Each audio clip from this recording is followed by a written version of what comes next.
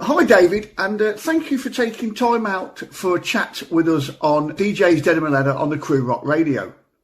Thank you, Darren. It's an honour to be featured on your show, one that me and the rest of the guys in the band listen to regularly. So very happy to be here. Thank you very much. Well, thank you. Am I right in what I've read that, in essence, the band was formed in 1972? 73, actually, Darren. Let me give you the backstory of that, some of which I'm sure you know. Steve Harris of Iron Maiden fame, of course. He and I were at school together in Leighton in East London, and we lived about half a mile apart. And so when we both left school, which was middle 73, we knew each other. I'd been playing guitar for a couple of years. Steve, who was a sort of would-be drummer, decided he wanted to take up bass.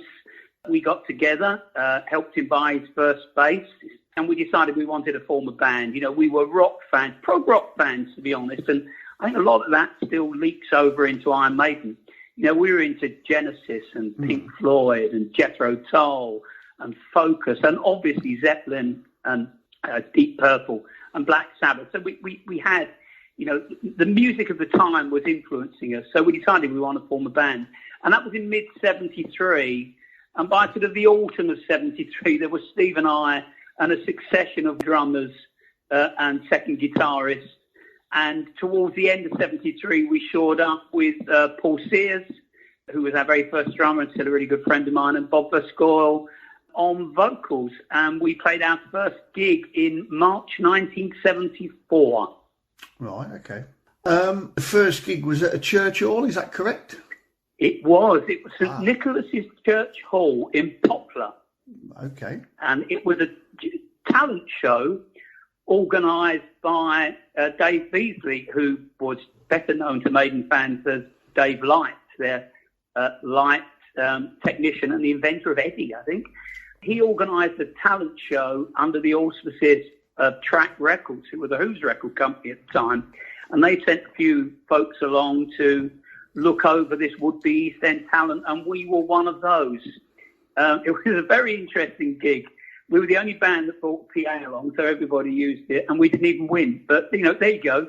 Things happened. It was a family pop band who won at the end, so good luck to them. But it was a long while ago now. Were you known as Influence at that stage? We were. Yes, they're absolutely correct, Darren. We were known as Influence, formed as Influence, and certainly did that talent show gig in Poplar as Influence, and our early gigs at the Cart and Horses as Influence as well. We changed name to Gypsy's Kiss in sort of spring 74, summer 74, and any East End lads listening to your show that will know that Gypsy's Kiss is rhyming slang. Yes, absolutely. Could you then tell us a little bit about the early gigs that you were playing then? So our first ever paying gig, and when I say paying, the whole band earned £8 between us. You know, we were never going to be millionaires for that. Was at the iconic Cart and Horses in Stratford, now known as the home of Iron Maiden, and we played other gigs at the Bridge House in Canning Town, a real muso's pub. And our set was a mixture of our own stuff. We played 4 of our own songs that I'd written at the time.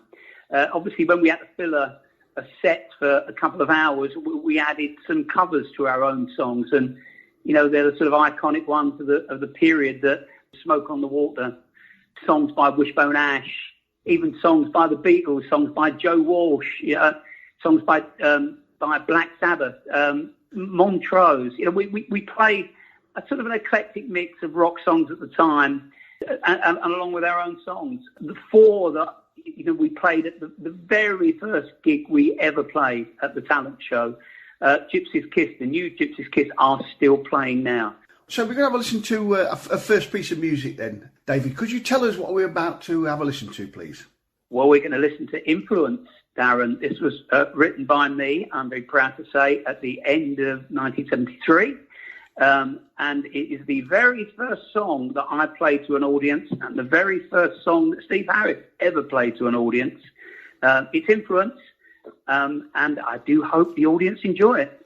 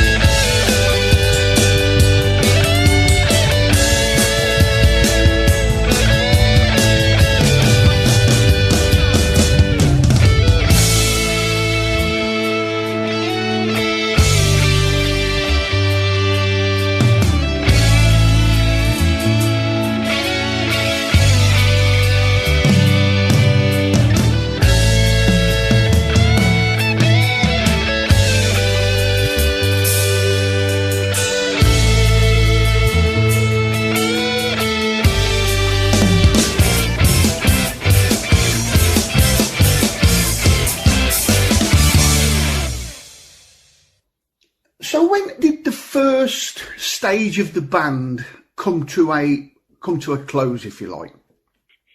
Darren, it was 46 years ago, and who can believe it was so long? So I'm straining on my memory, but it was mid-75.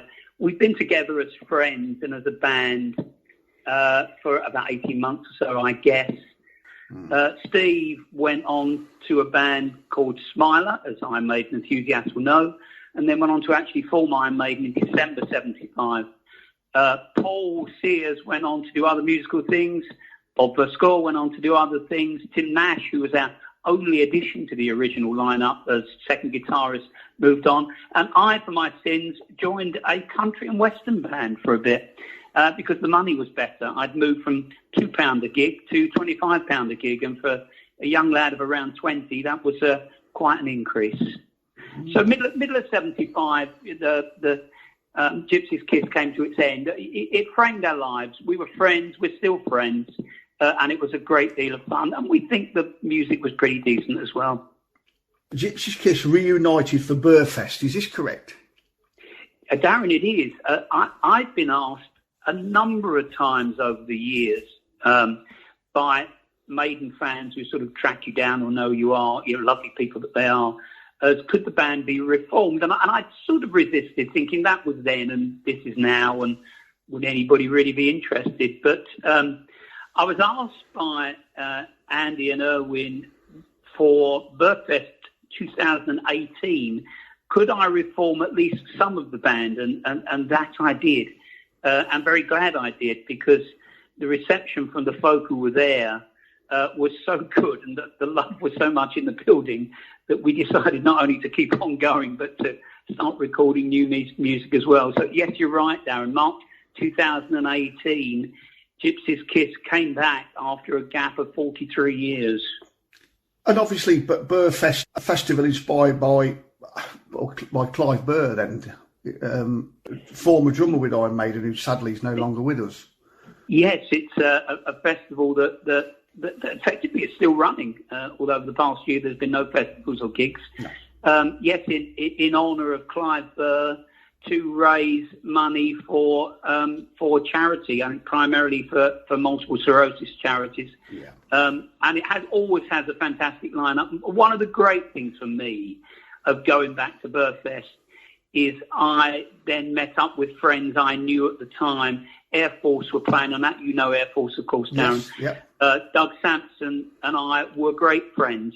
Doug and I also played in a band in the mid-70s. So, we met up after a long time. Chop Pittman from Air Force lived very close to me in East End of London. We knew each other. So actually going back into, let me call it, the Iron Maiden family was a really good thing for me personally. And I, hopefully for those who came to see the festival and those who come to see Gypsy's Kiss since. Yeah, absolutely. After the reunion, you set about putting some tracks together, which ultimately became the first LP. Could you tell us a little bit about how that happened? Yes, as I said before, the reception from what we thought was going to be a one-off gig was so good. We then decided to stay together and to get on some other gigs. And we were asked for people who had heard about the songs that Gypsy's Kiss did back in the mid-70s, whether there any recordings of them. I don't think there were. Certainly I don't have them. Would we consider re-recording them so that they could be listened to in 2019 as it was then, rather than 1974? So we recorded the 4 tracks that I'd written in the 70s that Gypsy's Kiss used to play in the 70s, and added a couple that Jonathan Morley, who's another guitarist in the current Gypsy's Kiss, and I wrote to give a sort of modern flavour of where we thought our music was now. So it was the old songs and some new ones, and that album came out in 2019. Okay. So obviously we've been in lockdown. There's been no gigs. There's been no shows at all to play. I believe you've utilised that time to good effect. Can you tell us what you've been doing during this period? Yeah, sadly, and every band has suffered in this way, we haven't played a live gig since February 2020. But in the last year, when we've been able to get together, both, together and remotely in our own homes using technology, we've written an album's worth of new songs. We've taken the opportunity last summer when we were unable to get together to get into the recording studio and put 5 of those down. In a couple of weeks' time, I'm pleased to say we're back in the recording studio to record another 4 and to complete that album. And this will be out in the summer of 2021 this year. And we're really excited about it. The band Gypsy's Kiss 2021 is myself. It's Jonathan Morley, who played at the Revival gig with me in 2018. Ross Hunter on keyboards, who played at that same gig. And since then, other great friends of ours we know from being in other bands, Fraser Marr, Stuart Ems and Robert Gatcombe have joined on third guitar, drums and bass. So we are a 3-guitar lineup, as Iron Maiden currently are. So, the tradition rolls on, Darren. We're going to have a listen to then a song that will appear on the new album then. Could you tell us what the second choice is then, please, David?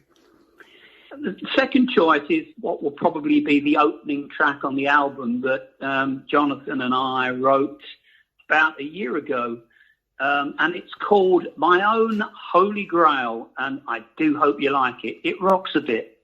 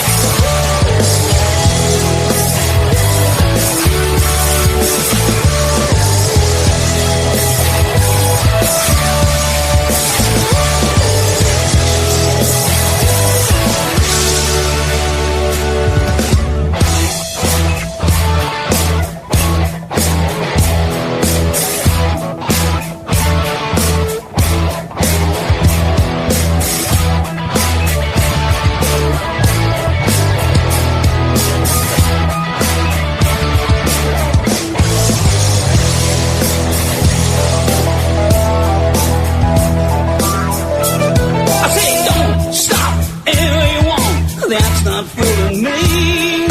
Time down, then go down. You'll see what you wanna see. Giving in, it's a sin. Just wanna let it be. Got no time to find the rhyme. It's a reason that's the key.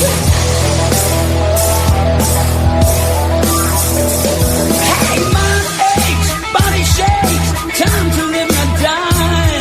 See, there's a ghost to be my home. Something my last goodbye. When love with you is nothing new, it's just my alibi.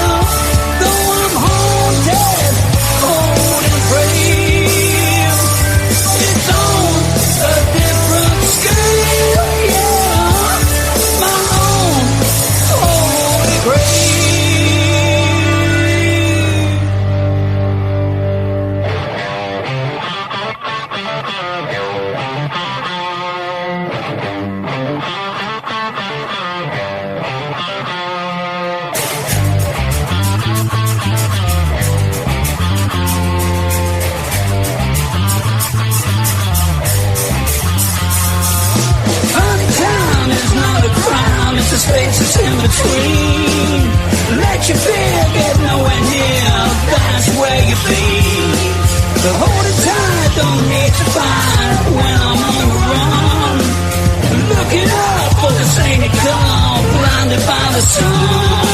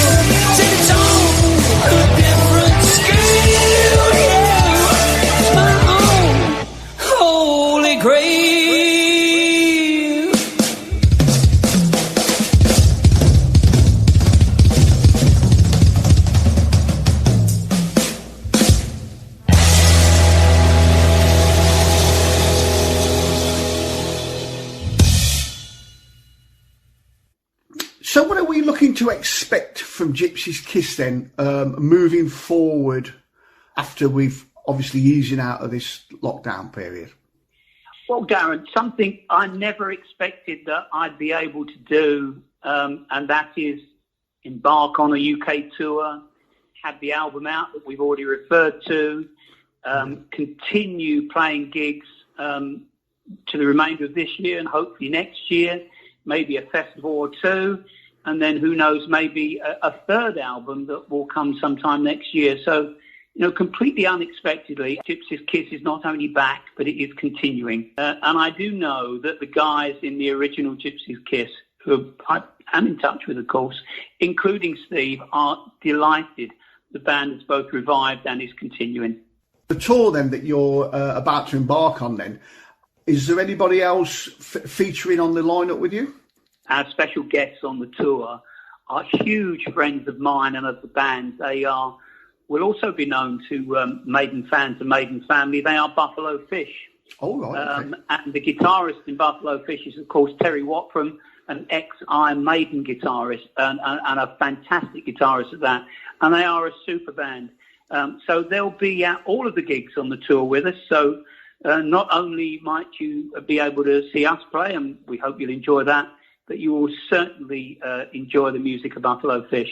And on many of the gigs, we'll have a local support band, possibly a Maiden tribute band to open the evening. So a night of fun wherever we're playing, I do hope. So we're going to have a final piece of music then from Gypsy's Kiss. Could you give me a little bit of background and tell me what that's going to be, please? So the final song that from this three-song group, again written by myself and Jonathan, and I think, Darren, it's a favourite song of yours that we do, so I'm delighted you're playing it. So the final song that you're going to play for us is one called Gone for Good.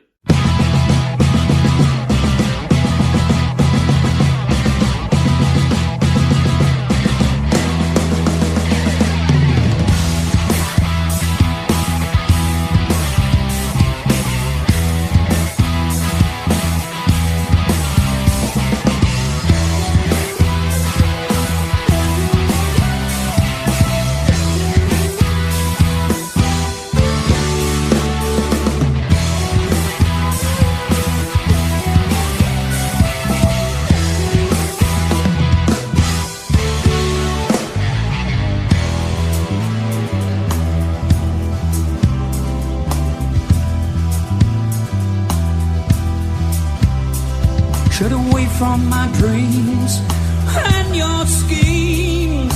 Only the shadows console me now. What I cannot find, it locked in your mind. Hurt means so little to me anyhow.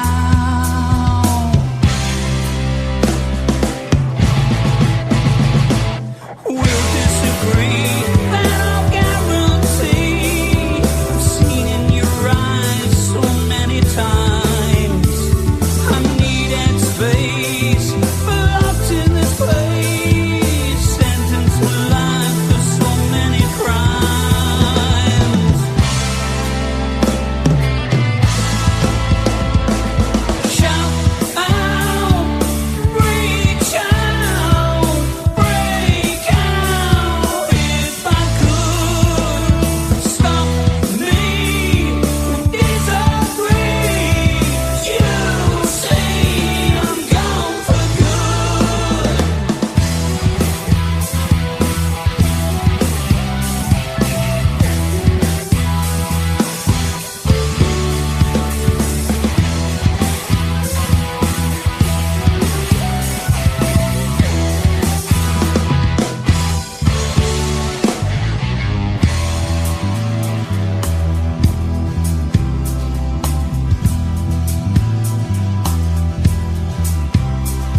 Salvation was near, and I fear never again to be undersold. Ran as far as I could, misunderstood, out of your heart and in the cold.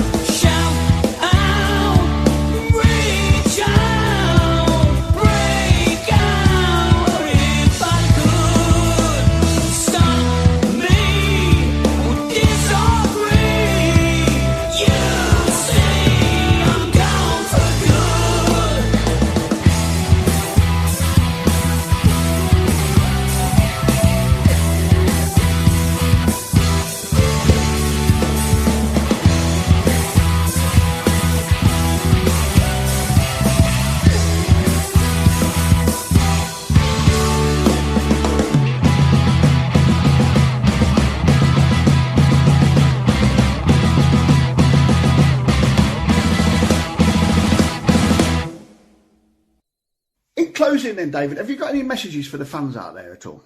I think I would say thank you very much for those who supported Gypsy's Kiss, who support rock music, who have helped us come back to record a new album and embark in an exciting way for us on a UK tour. We're bringing classic 70s rock to 2021. That's what we think we're doing. And if you like your rock music, then I really think and hope that you'll like us. So our tour kicks off at Leo's Red Lion, quite an iconic venue, in June.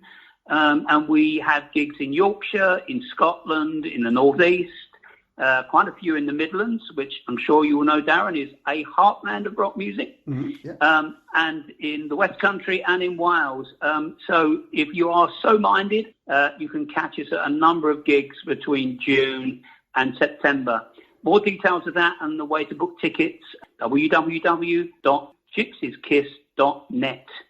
And can I say thank you very much to you and to Crew Rock Radio for pioneering Gypsy's Kiss and for playing rock music and bringing it to the masses. I'm really great to speak to you and delighted to have had the opportunity to appear on your show. Thank you. And it's a pleasure to have you on the show as well, David. Thank you very much. Cheers, mate.